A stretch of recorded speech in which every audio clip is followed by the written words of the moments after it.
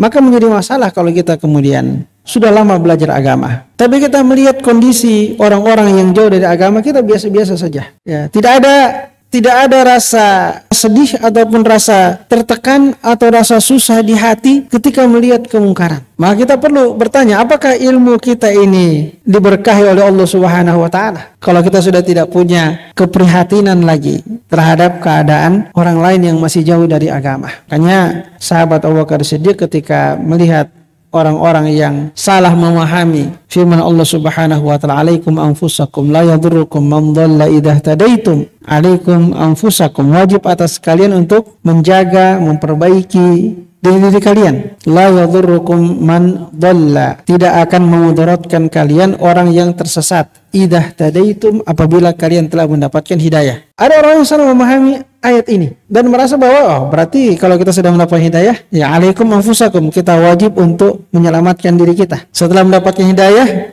ya sudah, la yadurrukum man dhalla idza tadaitum. Kalau kamu sudah dapat hidayah, maka orang yang tersesat tidak akan memudaratkan engkau. Sehingga orang mungkin berpikir, kalau begitu ya udahlah, yang tidak dapat hidayah sudah, itu sudah nasibnya, itu sudah takdirnya seperti itu. Kita mendapat hidayah, alhamdulillah. Dan yang tidak dapat hidayah, biar saja mereka seperti itu. Karena tidak akan memudaratkan kita. La yadurrukum, tidak akan mencelakakan kita, tidak akan memudaratkan kita. Orang yang tersesat kalau kita sudah mendapatkan petunjuk. Maka sahabat Abu Bakar radhiyallahu taala anhu langsung berdiri berkhutbah memperingatkan kaum muslimin bahwa tidak seperti itu yang dipahami oleh para sahabat Rasulullah SAW tentang makna ayat tersebut. Karena kalau sahabat memahami seperti apa yang dipahami oleh orang-orang itu, maka ya sahabat tidak akan menyebarkan Islam. Sudah mendapatkan hidayah, sudah selesai. Kalau pemahamannya seperti itu, la yadurrukum man dhalla idza tadaitum. Kalau kamu sudah dapat hidayah, maka orang yang tersesat tidak akan memudaratkan engkau. Kalau pemahamannya bahwasanya ya udahlah, yang tersesat biarlah dia sesat. Yang penting kita mendapatkan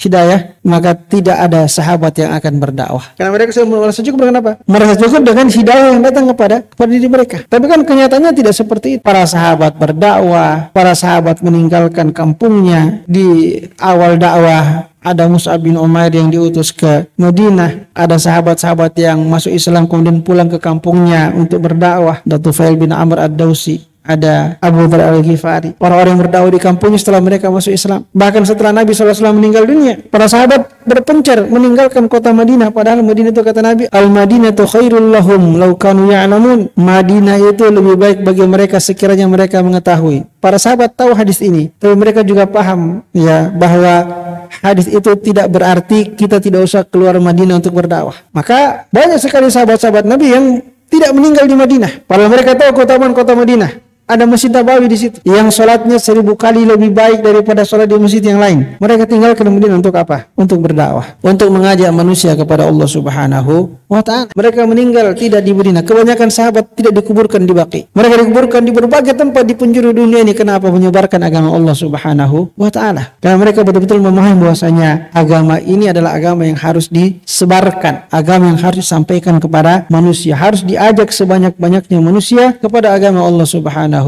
wa ta'ala.